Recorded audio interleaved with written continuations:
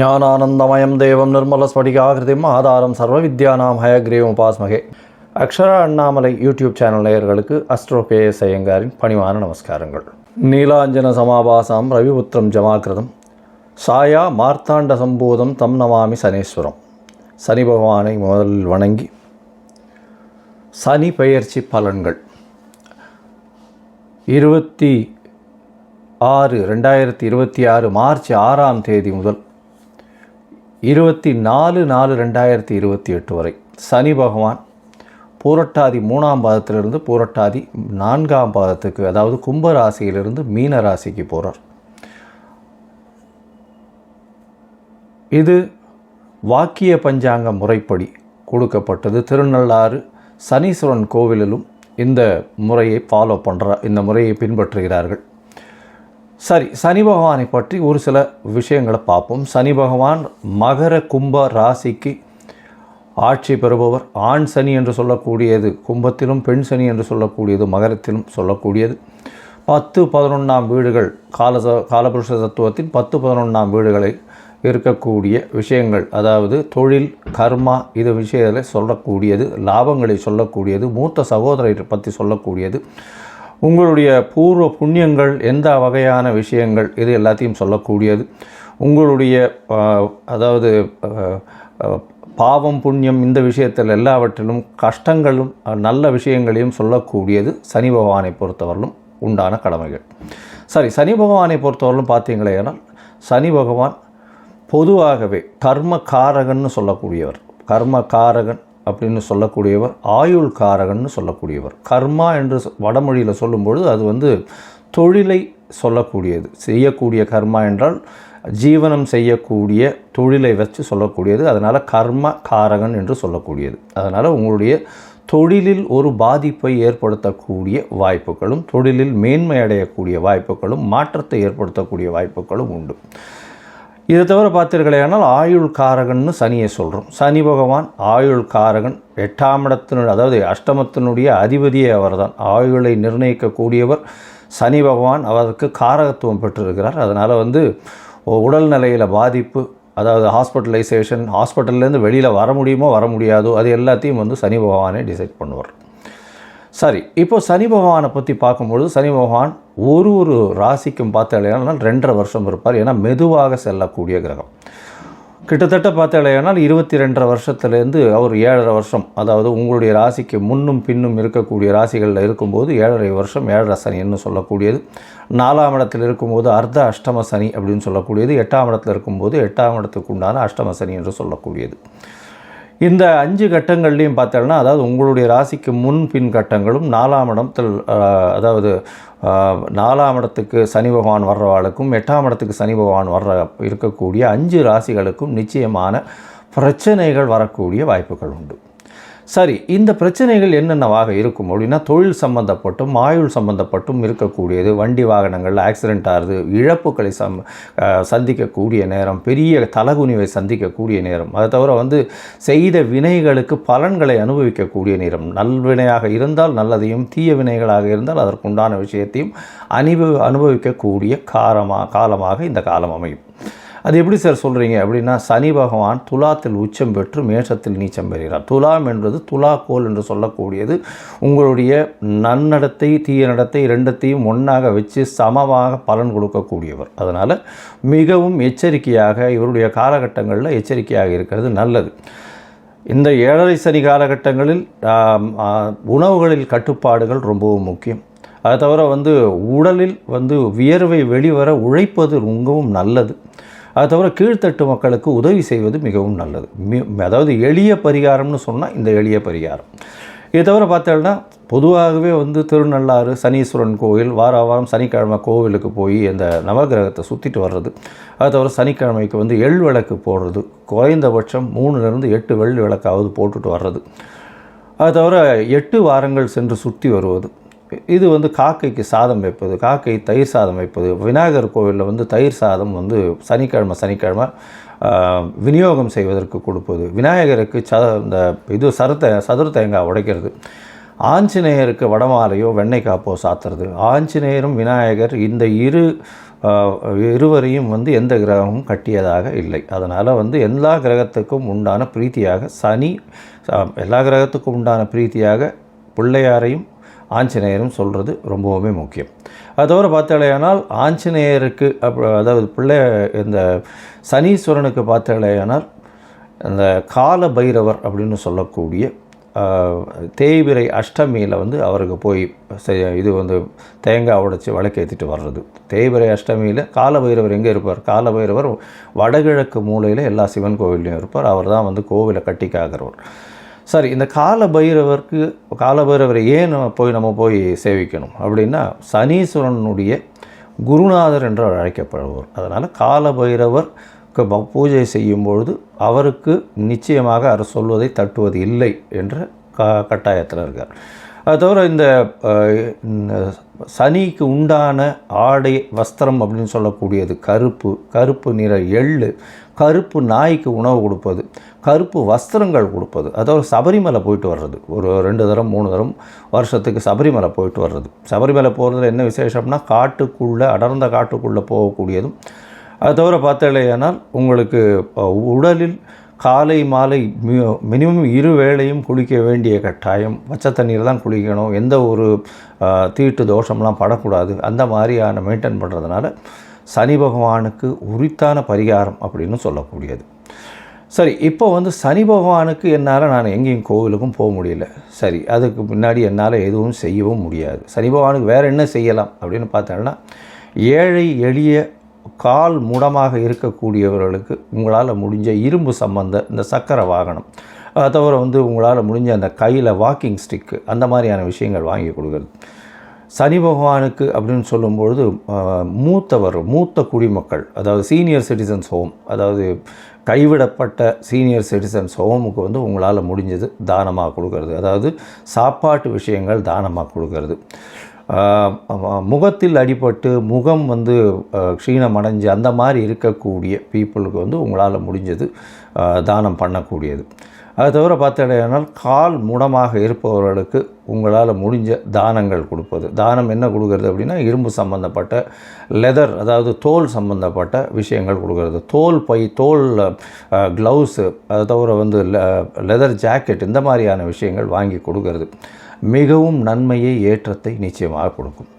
சரி, இது எதுவுமே நம்மளால் பண்ண முடியல அப்படின்னா வேறு என்ன பண்ணுறது அப்படின்னா, சனி பகவானுக்கு உண்டான ஒரு எளிய காயத்ரி மந்திரம்.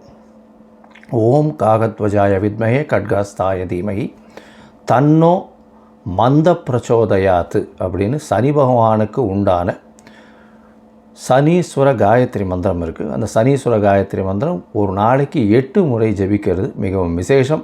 அதுவும் முடியாதவர்கள் சனிக்கிழமைகளில் கார்த்தால சனி ஹோரையில் ஒரு 8 முறை வந்து அதை உபாசனம் செய்யறதன் மூலியமாக சனி பகவான் மூலியமாக வரக்கூடிய வந்த பிரச்சனைகள் தீரக்கூடிய வாய்ப்பு உண்டு. அருகில் இருக்கக்கூடிய இந்த வெயில் காலத்தில் வந்து கருப்பு கொடை தானமாக வாங்கி கொடுக்கறது, இதெல்லாம் ரொம்ப எளிய பரிகாரம். செருப்பு வாங்கி தானமாக கொடுக்கறது, இதெல்லாம் ரொம்ப எளிய பரிகாரம். அதோடு பார்த்தோம்னா, சனி பகவான் உங்களுடைய எந்த ராசியில் இருக்காரோ, அதாவது இப்போ மீன ராசியில் இருக்கார், மீன ராசியிலிருந்து அவருக்கு 3, 7, 10 என்ற 3 பார்வைகள் உண்டு. சனி பகவான் இருக்கும் இடத்தை விட பார்க்கும் இடத்தை அதிகமாக கெடுப்பார். பார்க்கும் இடம் 3ஆம் இடம் அப்படின்னா, 3ஆம் இடம் அப்படின்ற வர்றது வந்து பார்த்தோம்னா ரிஷபம் வருது, கன்னி வருது. அது தவிர பார்த்தேனால் விருச்சிகம் வரும், அதாவது 10ஆம் இடம்னு சொல்லக்கூடியது தனுசு வரும். இந்த 3 இடத்தையும் கெடுக்கக்கூடிய வல்லமை அவருக்கு உண்டு. அதனால் இந்த 3 இடமும் யார் யாருக்கு என்னென்ன பாவங்களாக வருதோ அது வந்து கெடக்கூடிய வாய்ப்புகள் மிகவும் அதிகம். இப்போது ஒரு ராசியாக மேஷம் முதல் மீனம் வரை இந்த சனி பகவானின் மாற்றம் கும்பத்திலிருந்து மீனத்திற்கு வாக்கிய பஞ்சாங்கப்படி என்னென்ன மாறுதல்களை கொடுக்கும் அப்படின்னு பார்க்கலாம். மிதுனம், மிருகசீரிஷம், திருவாதிரை, புனர்பூசம், இந்த 3 நட்சத்திரம் 9 பாதங்களை கொண்ட ராசி. ராசியின் அதிபதி அப்படின்னு சொல்லக்கூடியவர் புதன். உங்களுடைய ராசிக்கு பார்த்தீங்கன்னா 10ஆம் இடத்துக்கு வரார். அதாவது உங்களுடைய ராசிக்கு எவ்வளோ நாளாக 9ஆம் இடத்துல சனி பகவான் இருந்தார். அவர் வந்து 6/3/2026 10ஆம் இடத்துக்கு வரப்போகிறார். 10ஆம் இடம் அப்படின்னு சொல்லக்கூடியது கர்மஸ்தானம், தொழில் ஸ்தானம் அப்படின்னு சொல்லக்கூடியது, ஜீவனஸ்தானம்னு சொல்லக்கூடியது. இந்த ஜீவனஸ்தானத்துக்கே காரகத்துவம் படைத்தவர் சனி பகவான் தான். இருந்தாலும் அந்த காரகன் போய் அங்கே நிற்கிறதுனால கண்டிப்பாக சிறு சிறு தொல்லைகளை கொடுப்பார். என்ன தொல்லைகளை கொடுப்பார்? வேலைகளில் மாற்றத்தை கொடுப்பார், தொழிலில் மாறுதல்களை கொடுப்பார், தொழில்களில் சில பின்னடைவை கொடுக்கக்கூடிய வாய்ப்பு, சில பேருக்கு மாற்று தொழில் வரக்கூடிய வாய்ப்புகள் நிச்சயமாக உண்டு. அதாவது இவ்வளோ நாளாக தொழிலில் பின்னடைவு இருந்திருக்கும், சற்று மாற்றங்கள் ஏற்படுத்தி அதன் மூலியமாக நிச்சயமாக ஏற்றம் இருக்கும். அதிகமாக இன்வெஸ்ட்மெண்ட் போட வேண்டிய கட்டாயம் அமையக்கூடிய வாய்ப்புகள் இந்த காலகட்டத்தில் அமையும். 10ஆம் இடத்தில் இருக்கக்கூடிய தொழில் ஸ்தானம்னு சொல்லக்கூடியது, சொந்த தொழில் செய்யக்கூடிய ஸ்தானம்னு சொல்லக்கூடியது, ஜீவனஸ்தானம்னு சொல்லக்கூடியது, ஒருவருடைய வருமானத்தை குறிக்கக்கூடிய ஸ்தானம். 10ஆம் இடத்துல போய் இருக்கிறதுனால இந்த சனி பகவான் உங்களுடைய ராசிக்கு 8, 9 அதிபதி, அவர் போய் 10ஆம் இடத்துல போயிருக்கார். இதனால் மறைந்த இடத்திலிருந்து பணம் வரக்கூடிய வாய்ப்புகள் உண்டு. இவ்வளோ நாளாக கலெக்ட் ஆகாத பணங்கள், அதாவது வெளியில் அவுட்ஸ்டாண்டிங்காக நின்று பணத்தை போட்டு இவ்வளோ நாளாக வராத பணங்கள் எல்லாம் வரக்கூடிய காலகட்டமாக இது அமையும். புதிதாக தொழில்கள் மாறுதல்கள் ஏற்படக்கூடிய வாய்ப்புகள் நிச்சயமாக உண்டு.